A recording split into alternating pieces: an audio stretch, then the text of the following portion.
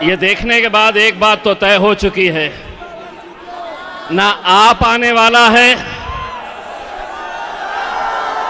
ना आपका पाप आने वाला है और ना पाप का बाप आने वाला है, ना झाड़ू आने वाली है, ना कांग्रेस आने वाली है और ना इनका बाप नरेंद्र मोदी आने वाला है। आने वाला है तो मेरा शिफा आने वाला है।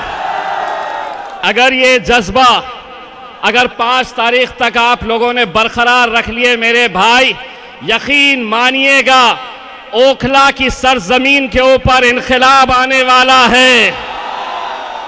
मुझे बताया गया है ये कांग्रेस का ऑफिस है, वो आम आदमी पार्टी का ऑफिस है।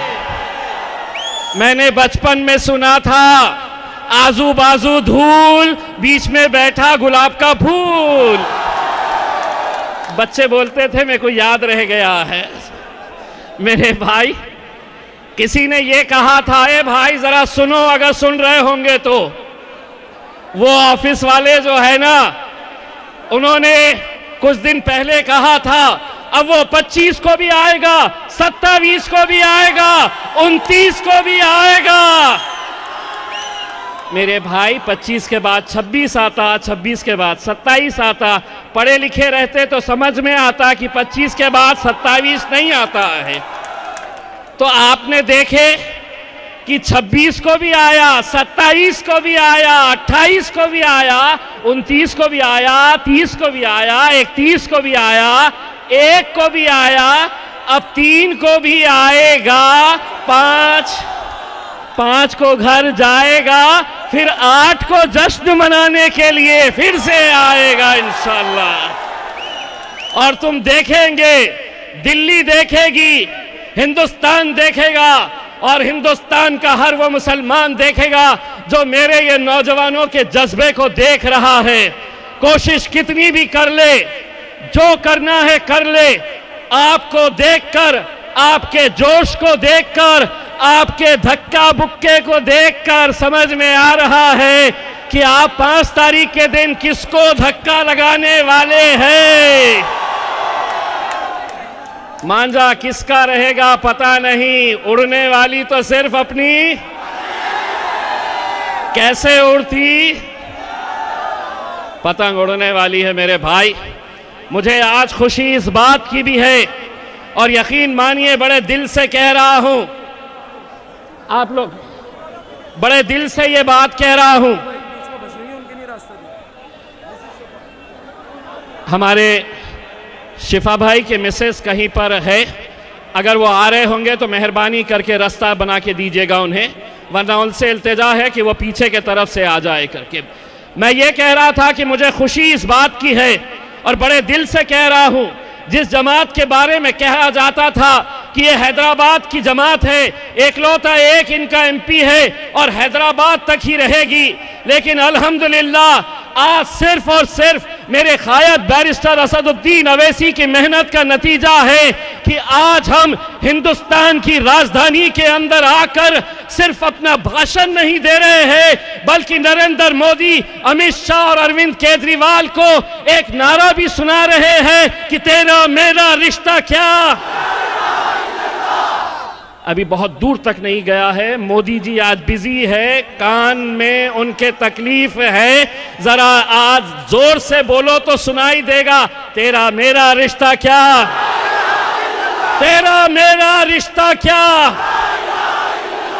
ये आज अल्हम्दुलिल्लाह अगर किसी जमात में हिम्मत है कि हिंदुस्तान में किसी जलसे के अंदर ऐसा नारा लगाने का, तो वो हिम्मत अगर हमें किसी ने दी है तो वो मेरे कायद बैरिस्टर असदुद्दीन अवैसी साहब ने दी है। मेरे भाई, ये इलेक्शन भले ही शिफाउर रहमान साहब का है, भले ही ताहिर हुसैन साहब का है, लेकिन यकीन मानिए ये 2 जीत अगर आप हमें दे दे, पूरा कश्मीर से कन्याकुमारी तक हम बीजेपी की नाक में दम करके रख देंगे इंशाअल्लाह। और ये जितने बाकी के हैं ना, आज एक मोहतरमा का इंटरव्यू मुझे किसी ने सुनाया, बोले शिफा भाई मेरे बड़े भाई जैसे हैं।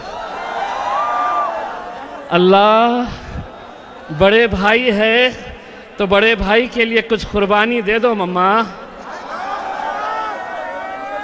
कुछ तो ख्याल करो। बोले मैं एमआईएम को नहीं, एमआईएम भाजपा वालों की टीम है।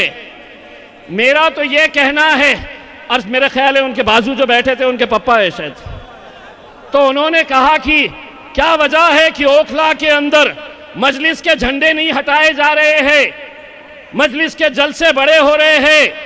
जॉइंट सीपी ने यहां पर फ्लैग मार्च किया तो सिर्फ ये इलाके में क्यों किया? क्योंकि वो एमआईएम को मदद करना चाह रहे हैं।